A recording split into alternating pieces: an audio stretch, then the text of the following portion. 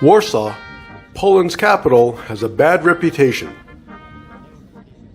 Overshadowed by other European capitals and even other Polish cities like Krakow, Wroclaw, and Gdansk, even locals have told us that it's boring and don't bother visiting.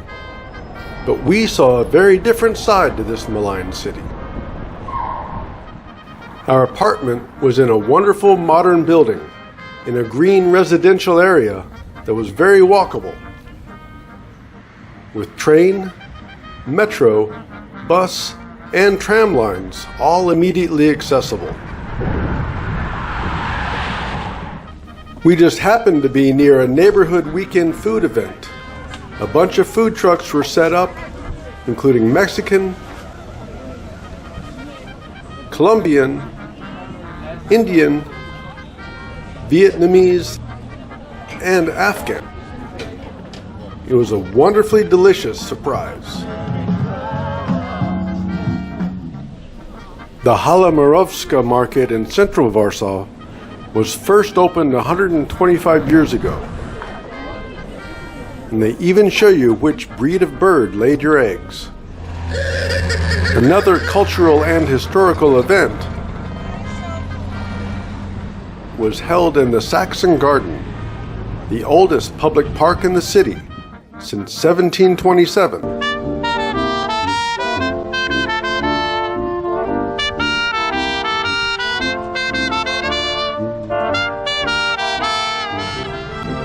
It was all about the turn of the 20th century.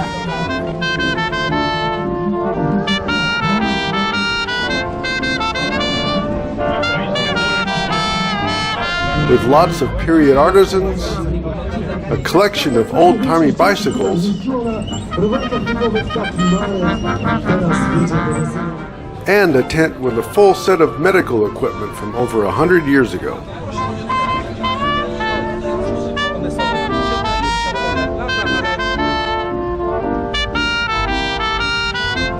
With virtual reality headsets, you could move through the streets of historic Warsaw. But the tech was old and nausea soon set in, so I had to stop.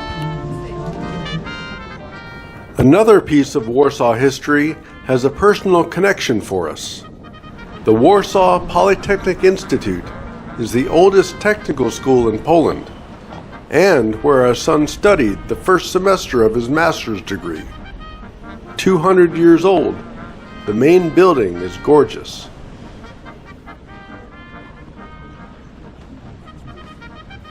Polish-French scientist Marie Curie was barred from studying here because of her gender, but she did receive a posthumous honorary PhD in 1936. Born Maria Skłodowska in central Warsaw in 1867, her childhood home is now a museum. One of the most accomplished scientists of all time, she's one of only 5 people to win 2 Nobel Prizes, and the only woman to do so. And she's the only one to win a Nobel Prize in 2 fields, physics and chemistry.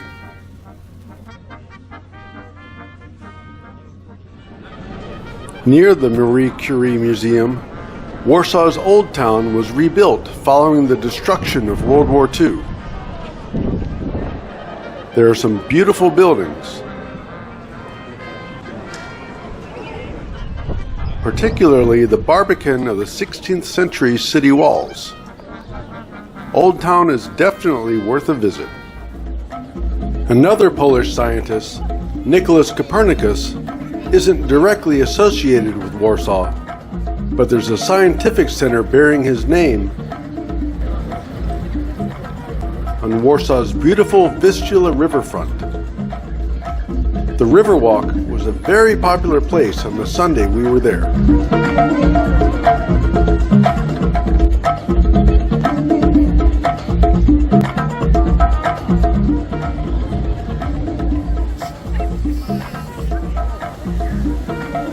The tallest building in Warsaw, and the tallest for over 500 miles, The Palace of Culture and Science was a gift from Soviet leader Joseph Stalin in the 1950s. The people of Warsaw loved it so much, they called it Stalin's penis.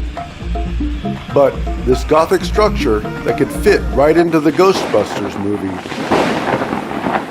has become a Warsaw icon and a popular spot. Its upper platform provides unmatched views of the city.